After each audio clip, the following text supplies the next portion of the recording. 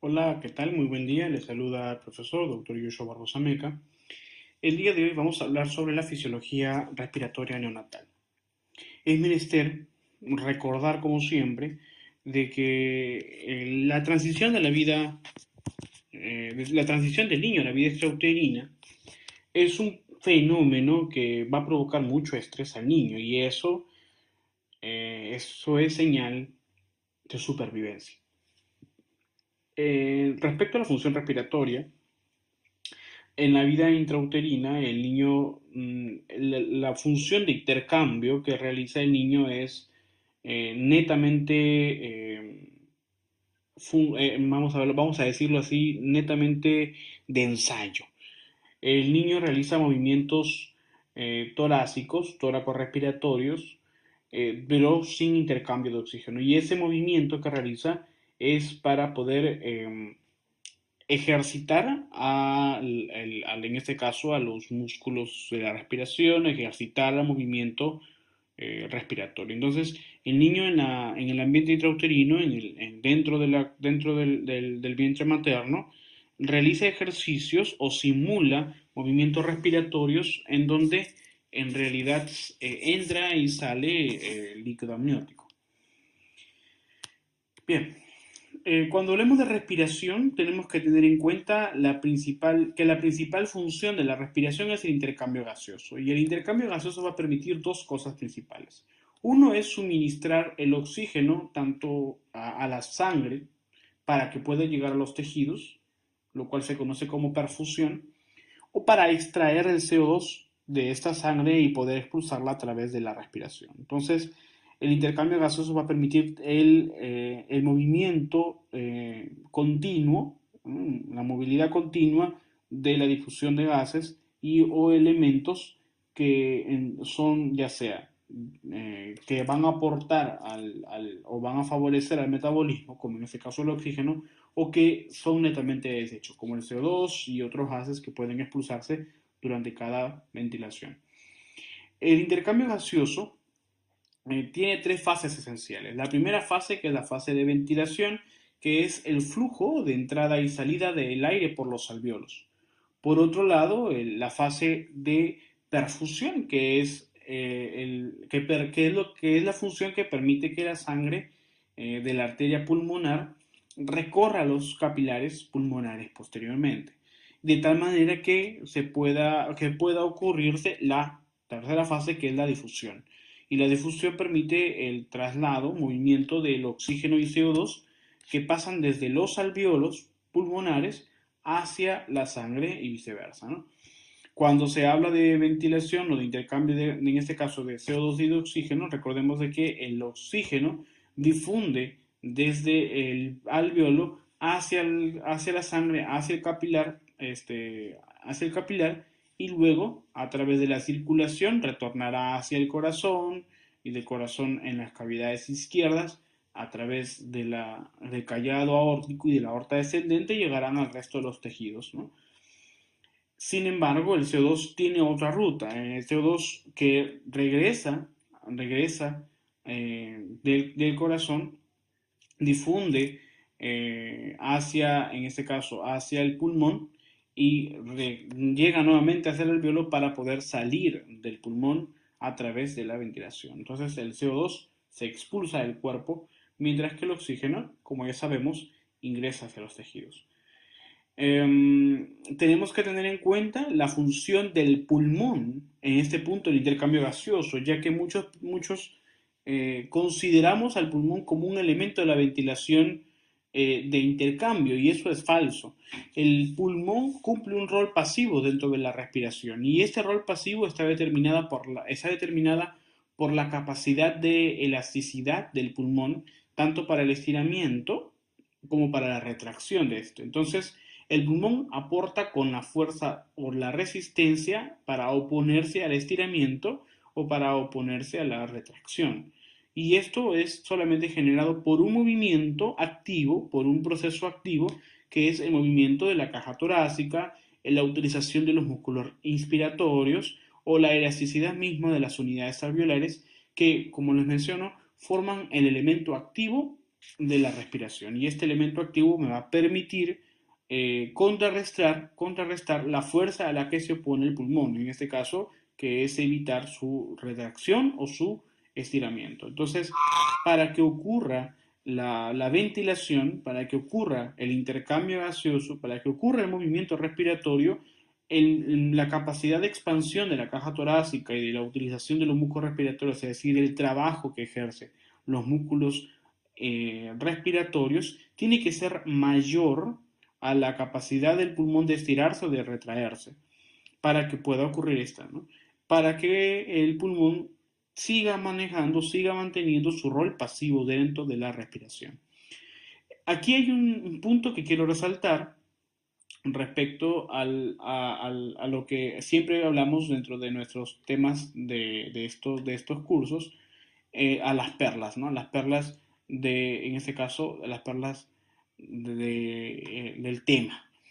Vamos a hablar sobre una perla. El hecho de que los alveolos no sean esféricos en su totalidad y además de que la pared de uno de los alvéolos sea la pared del adyacente, evita el colapso, ¿no? Entonces, existen diferentes mecanismos, no solamente bioquímicos o biológicos estructurales o de compuestos moleculares como es el surfactante, sino también existen elementos físicos, mecánicos e inherentes al ser humano, como en este caso la conformación o estructura o geometría del alveolo, ¿no? Entonces el alveolo de por sí va a evitar el colapso alveolar por su figura geométrica y además por la forma en cómo se ordena respecto a los otros alveolos, ¿no?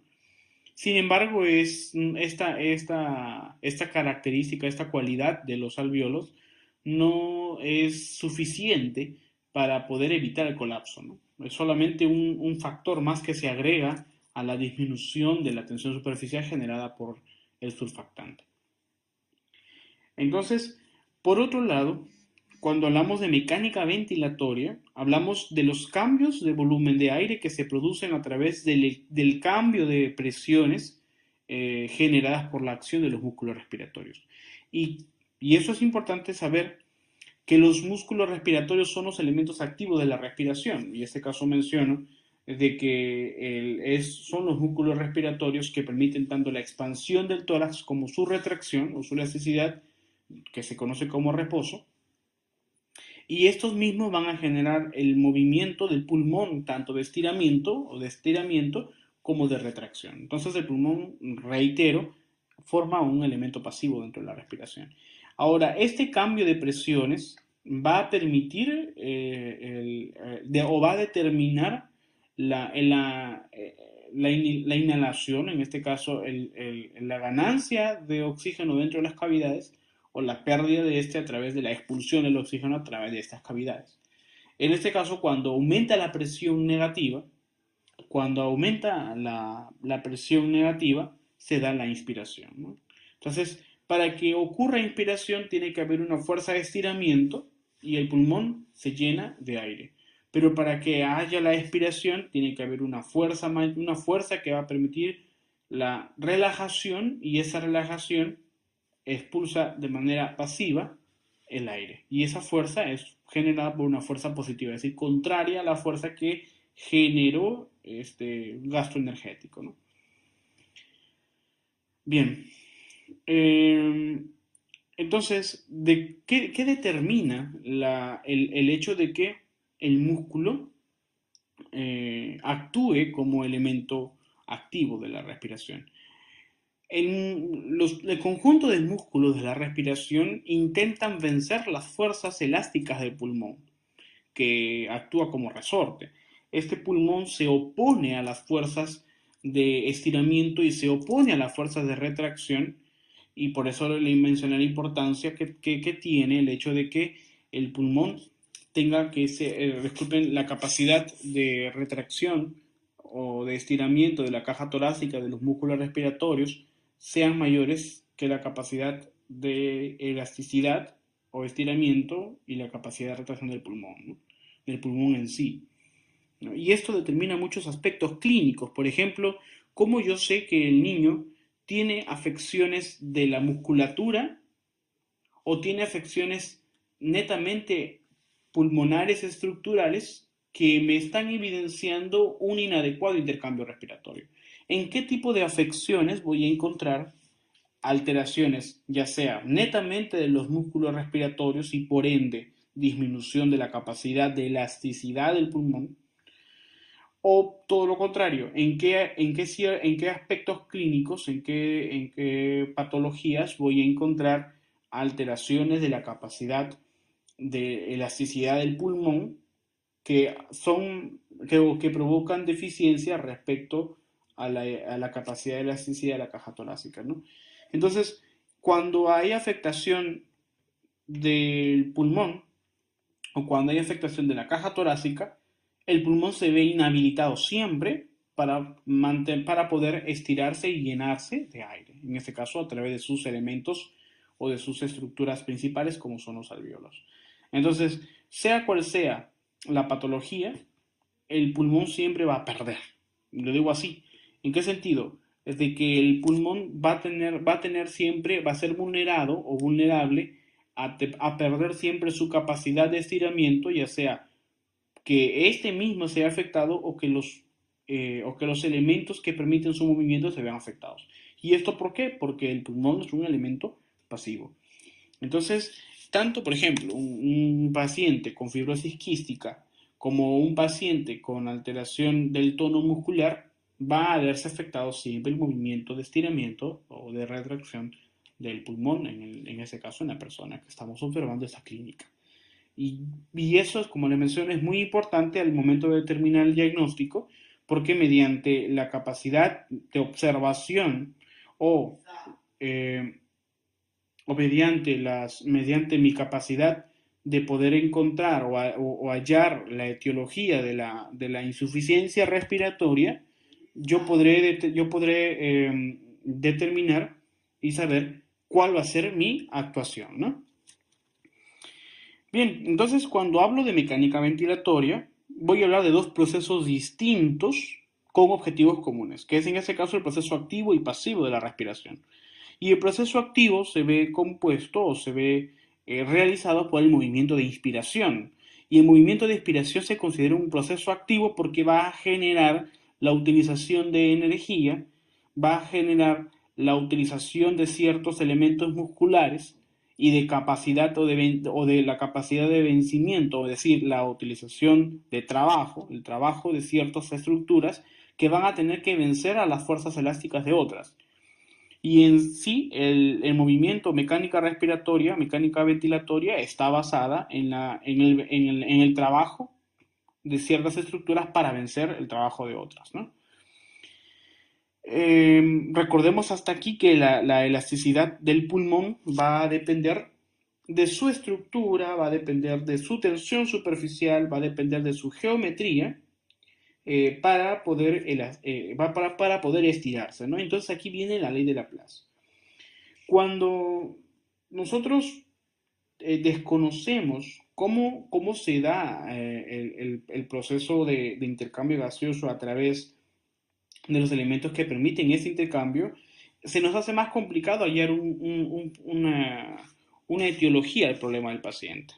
¿Y esto por qué? Porque si yo no sé que en un recién nacido de determinada edad gestacional los alvéolos van a tener tal radio y va a ocurrir tal presión, no voy a poder determinar el flujo, ¿no? El flujo ventilatorio. Ahora, la capacidad del recién nacido para la ventilación se va a ver influenciada por los diversos elementos que median este intercambio gaseoso, ¿no? En este caso, por ejemplo, obedecemos aquí a la ley de Laplace. La presión intraalveolar es directamente proporcional a la tensión superficial. ¿Esto qué significa? Que a mayor presión intraalveolar, mayor tensión superficial. Y esta presión intraalveolar es generada por la fuerza que va a generar el niño para vencer la fuerza de estiramiento del pulmón y del contenido alveolar, ¿no? En ese caso, sale de la cavidad uterina, sale de la madre, se desprende de la madre, lo primero que realiza es un llenado inspiratorio, ¿no? Es un llenado de volumen, un llenado de aire que permite el aumento del volumen de aire dentro de los alveolos, que a su vez se encuentran ocupados por líquido.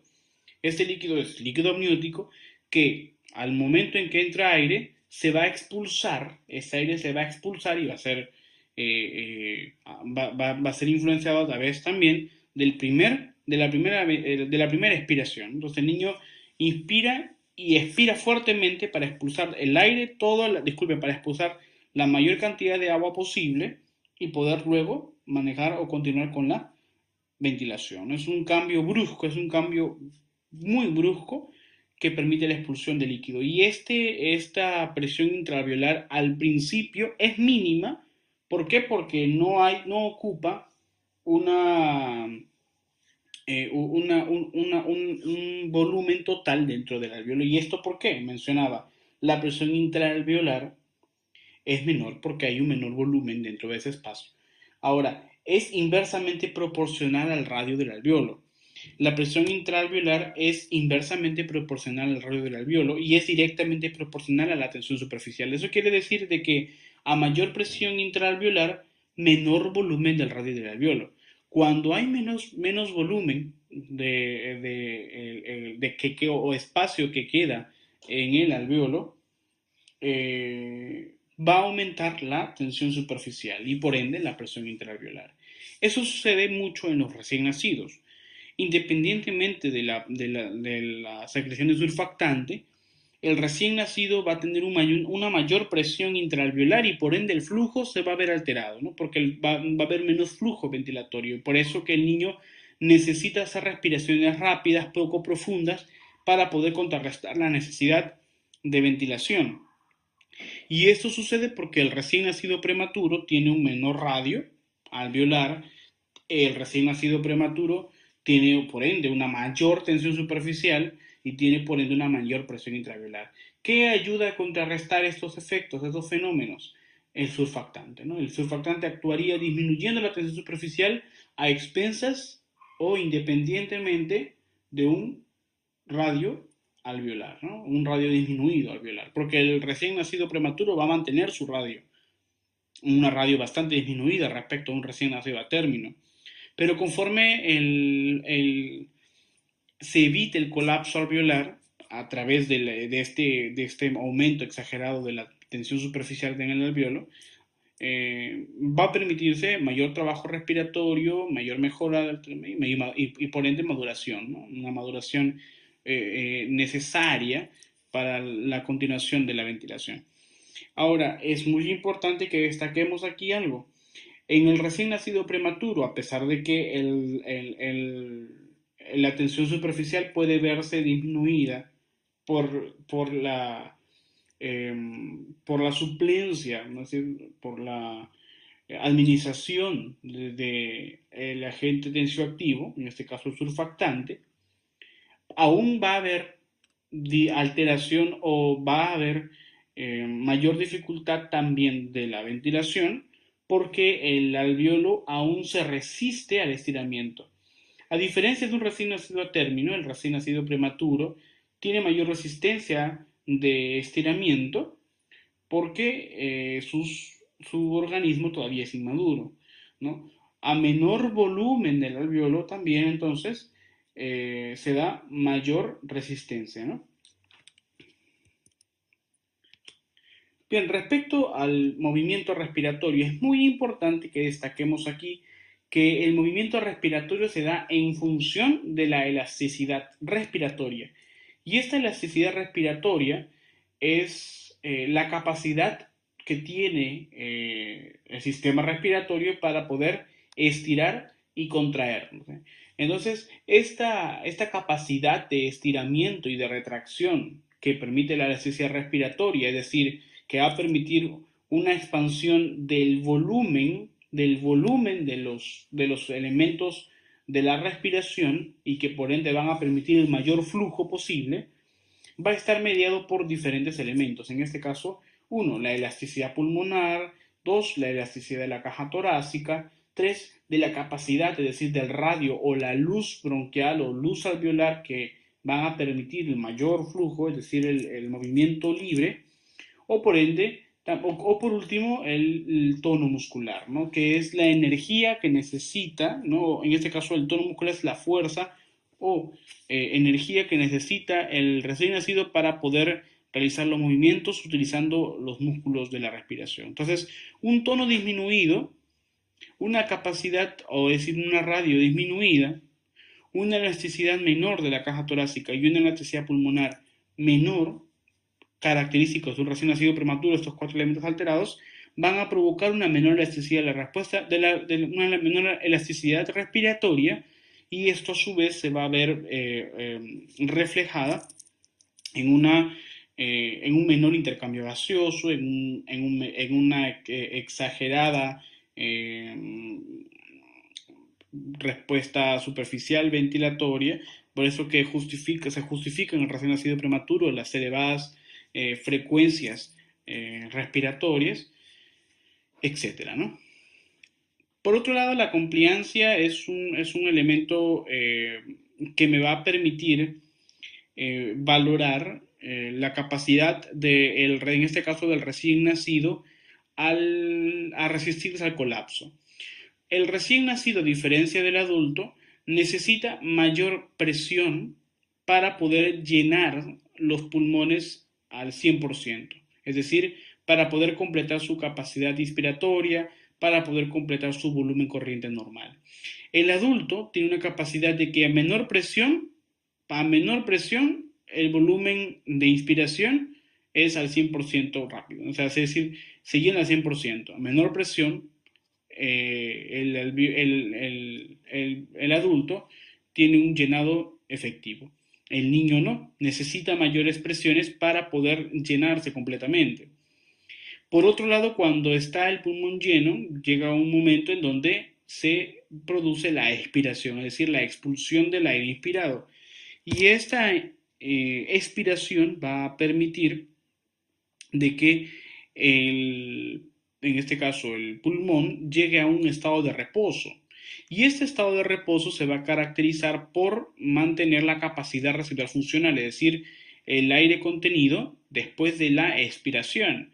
Y en el adulto, a diferencia del niño, como vemos estos cuadros, el adulto y el niño, en este cuadro podemos ver que el adulto al final de la expiración, es decir, en la capacidad residual funcional, va a mantener una capacidad residual funcional diferente de cero. En este caso, mayor que cero, ¿no? A diferencia del recién nacido, que tiene una menor capacidad residual o una menor capacidad residual funcional, o más cercano a cero. Y es por eso, o se puede interpretar esta gráfica como que el recién nacido tiende siempre al colapso independientemente de un cambio de presión, ¿no? Independientemente del cambio de presión, el niño al final de la expiración va a tener siempre el colapso. Si esta compliancia disminuye tanto debajo de cero, el niño va a tener que necesitar mayores presiones para salir de ese punto, ¿no? Y el niño no lo va a lograr, ¿no? Entonces, por eso depende mucho de los elementos que van a permitir regular o que van a permitir realizar el trabajo de la respiración, ¿no? Bien, ahora vamos a hablar de resistencia. Y cuando hablamos de resistencia, hablamos de las fuerzas o de la sumatoria de fuerzas generadas por la pared torácica, por el tejido pulmonar y por las vías aéreas. Entonces, la pared torácica, el tejido pulmonar y las vías aéreas se oponen a ciertas presiones se oponen para poder contrarrestar sus fuerzas y mejorar la capacidad ventilatoria. En este caso, es muy importante la valoración de la capacidad residual funcional porque es un resultado, un producto de la resistencia, ¿no? La resistencia entonces significaría la variación o la diferencia de la presión sobre la diferencia del flujo. Y es por eso que la resistencia es igual a la presión sobre el flujo, que es lo mismo a decir a 8 veces la longitud en este caso, de la vía aérea, multiplicada por la viscosidad del aire sobre pi por por la cuarta potencia del radio del alveolo en este caso, ¿no? Eso es la fórmula de la resistencia y nosotros podemos determinar el cambio de presión sobre el flujo. Y este flujo es el cambio o la facilidad o la capacidad que tiene la vía aérea para poder movilizar aire a través de su contenido, ¿no? A través de su luz. Este, este flujo es igual a la presión ejercida dentro de la luz por la cuarta potencia del radio, por pi, ¿no? Porque vamos hablando de áreas esféricas o semisféricas, sobre 8 por la longitud de la luz por la viscosidad del aire. En este caso, en ambos parámetros, tanto de resistencia como flujo, el radio desempeña un papel muy importante, porque el radio va a ser uno de los elementos, uno de los principales factores del aumento o disminución de la resistencia o el flujo, ¿no? Cuando hay obstrucción de las vías aéreas, si nos vamos a pensar siempre que si el radio está disminuido, entonces la longitud, la presión, todo va a estar aumentado, ¿no? Entonces es inversamente proporcional. ¿Eso qué quiere decir? De que la resistencia va a aumentar cuando la radio va a disminuir, ¿no? Cuando la radio va a disminuir. Entonces, en la obstrucción de vías aéreas vamos a encontrarnos una mayor resistencia de la vía aérea y un mayor límite del flujo, ¿no? Cuando hay obstrucción de vías aéreas. Hay un mayor límite del flujo, ¿no? En este caso, el flujo obedece a la ley de Poiseuille, en donde el flujo es igual al producto de la fuerza de presión, ¿no? En este caso, por la cuarta potencia, como les mencioné, del radio, por 8 veces la longitud de la luz y la viscosidad del aire, ¿no? Entonces, en una obstrucción de vía aérea, independientemente de la causa, va a estar aumentada la resistencia y va a estar aumentada el flujo, ¿no? Entonces el flujo va a ser más difícil. Bien, por otro lado, otro parámetro que tenemos es la capacidad residual funcional. Y la capacidad residual funcional es el volumen que queda después de la inspiración o después de un volumen corriente normal, ¿no? Entonces, la capacidad funcional residual me va a permitir determinar qué tanto de volumen queda después de la expiración. Si esta capacidad funcional residual es disminuida, entonces yo podré decir o podré inferir de que el recién nacido está más vulnerable al colapso, ¿no? Entonces es muy peligroso el que la capacidad funcional residual esté disminuida. Bien, cuando hablamos entonces de capacidad residual funcional, estamos hablando de que en diferentes o en distintas circunstancias patológicas, en donde esa capacidad residual funcional es más cercana a cero, se debe, o el niño intenta mejorar esta capacidad residual funcional a través de diferentes de diferentes elementos que contrarrestarían a esta incapacidad de mantener un volumen y evitar el colapso, ¿no? Estos elementos que podemos ser elementos de compensación son, por ejemplo, el aumento de la compliancia, es decir, el mantenimiento de una presión que va a evitar llegar al colapso, es decir, que va a evitar llegar a cero cuando la presión ha disminuido después de la expiración. Y esto se va a generar por presión netamente negativa, ¿no? Recordemos que, por un lado, la presión negativa, ¿no? La presión negativa me va a permitir evitar el colapso alveolar total, ¿no? Entonces, esta presión negativa me va a permitir la expansión torácica.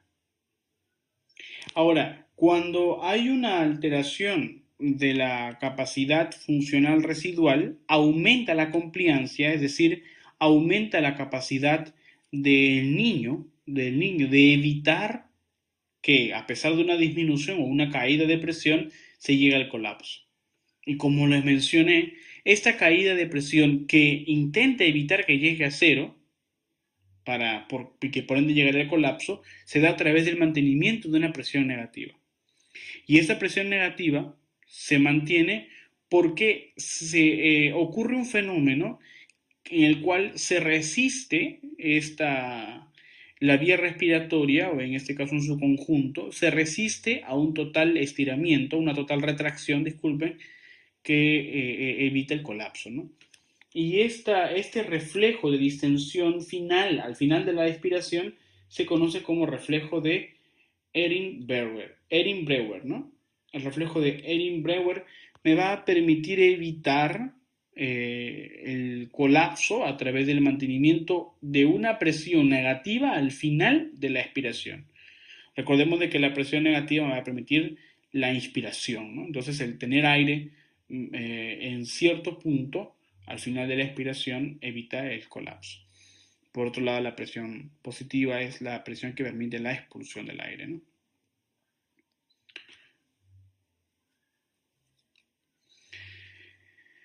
Bien, vamos a ver acá la presión pulmonar. Para hablar de presión pulmonar, tenemos que tener en cuenta de que, en este caso, perfusión pulmonar, disculpen, para hablar de perfusión pulmonar tenemos que tener en cuenta dos parámetros esenciales. De que la perfusión pulmonar me va a permitir una adecuada ventilación y una adecuada perfusión propiamente dicha. La perfusión pulmonar va a depender, o en este caso los elementos que van a llevar sangre hacia la función pulmonar van a depender o son muy sensibles a los cambios de presión parcial de CO2, de pH o de presión de oxígeno, ¿no? Entonces, tenemos que tener en cuenta estos parámetros. Por otro lado, la difusión, como les mencioné hace un momento, la difusión es muy importante para determinar el grado o la capacidad de intercambio de los gases entre el alveolo y la sangre, por la cual difunden o en este caso dos gases principales, que es el oxígeno y el CO2.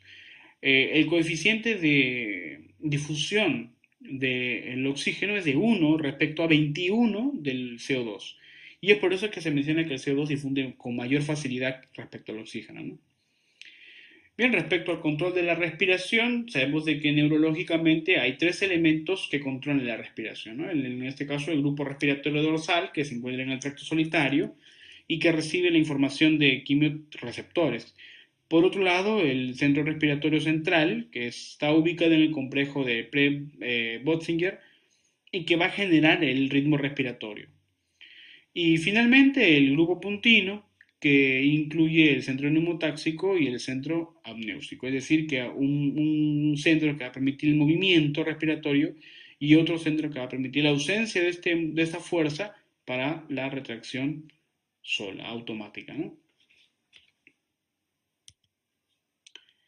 Ahora, cuando hablamos de esfuerzo respiratorio, bien, las características del esfuerzo respiratorio que me van a permitir determinar si el niño en realidad está teniendo un proceso inadecuado de ventilación se basa o se evalúa a través del test de Silverman y Anderson, que lo vamos a ver luego en exploración física.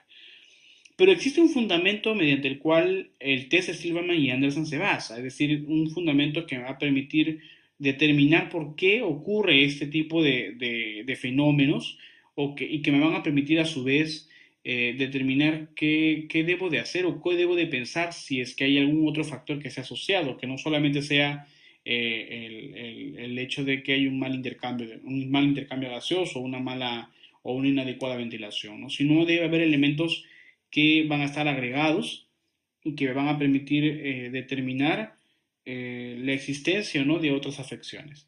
En este caso, cuando hay afección respiratoria, ¿no? O cuando hay una alteración de la adaptación a la vida exuterina, ¿no? Por ejemplo, puede expresarse con una disminución del radio, puede evidenciarse una disminución del radio luz bronquial, una disminución de la permeabilidad ¿no? Hay mayor secreción o menor capacidad para expulsar las secreciones y aumento de la constricción, ¿no?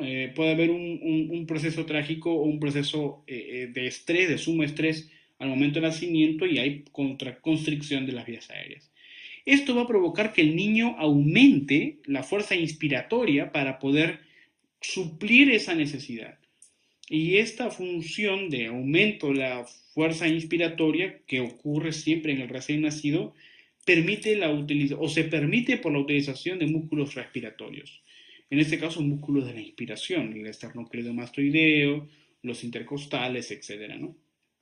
Entonces, estas alteraciones que provocan el aumento de la fuerza inspiratoria y que a su vez generan la utilización de los músculos respiratorios, va a generar dos características hasta aquí esenciales al momento de utilizar el test de Silverman y Anderson, que en este caso es el quejido inspiratorio y el aleteo nasal. Entonces, el quejido inspiratorio se produce por una constricción de la luz, y el aleteo nasal se produce por una fuerza que se opone a través de los cartílagos nasales, a través también de la piel, del orificio nasal, se produce durante la inspiración. Y esto es porque se necesita una mayor fuerza, ¿no? Entonces el niño genera mucha fuerza para inspirar y eso provoca un quejido inspiratorio y un aleteo nasal.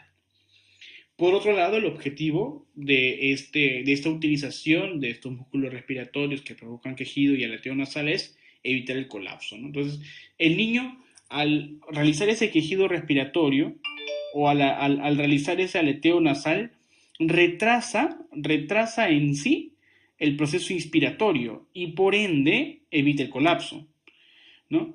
Y a su vez, cuando realiza este quejido respiratorio, disminuye el tiempo de expiración, ¿no?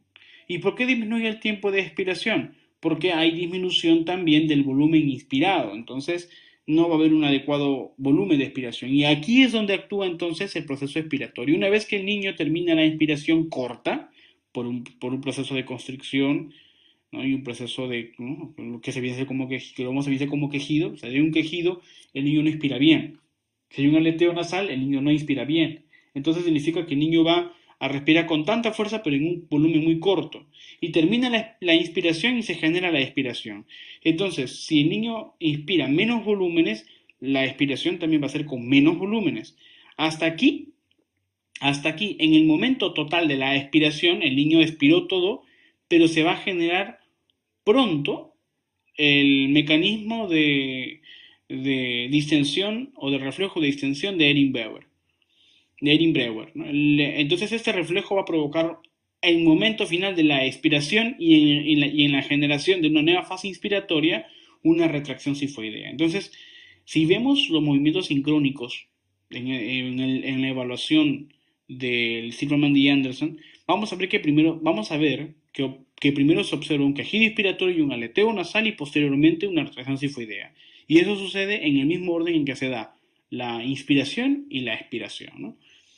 Esta rotación sifoidea, entonces les dije que está generada por un proceso final después de la expiración y antes de la nueva fase inspiratoria, producto de una distensión de los músculos inspiratorios, es decir, que evitan el colapso alveolar.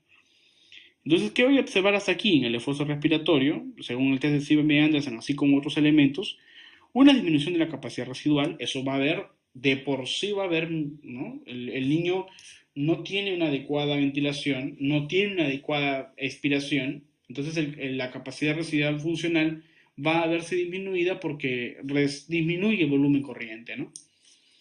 Va a haber una menor permeabilidad, definitivamente, porque si hay constricción, hay menos permeabilidad y hay un aumento del esfuerzo, ¿no? Y este esfuerzo se va a ver pronto disminuido por la utilización de energía, ¿no? En este caso, la energía que fue dada por la madre en forma de glucosa y que el niño utilizó y que ahora se le va a ver más afectada si es que este niño no es, no, o si no se actúa sobre él, ¿no? No se actúa rápido, ¿no? Entonces, mediante estos tres elementos que voy a observar en el momento que yo realizo mi examen físico, voy a encontrar respecto a la función o a la fisiología del niño, voy a encontrar un niño taquipneico, voy a encontrar un niño con disminución de la saturación de oxígeno y voy a encontrar un niño cianótico, ¿no? Esa taquipnea refleja, ¿no? Refleja porque necesita llevar la poca sangre, el poco oxígeno que queda. Reconozcamos también de que aún hay oxígeno fetal, que es tiene mucha afinidad por el oxígeno y evita al dejarlo en los tejidos.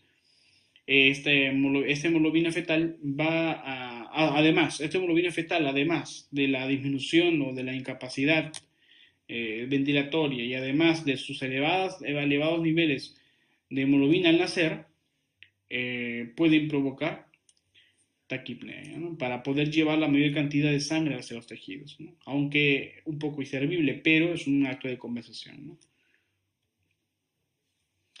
Bien, entonces espero que les haya gustado esta conferencia. Nos veremos en la próxima cuando hablemos sobre exploración física. Si tienen alguna duda o alguna consulta, no se olviden de realizarla a mi correo electrónico.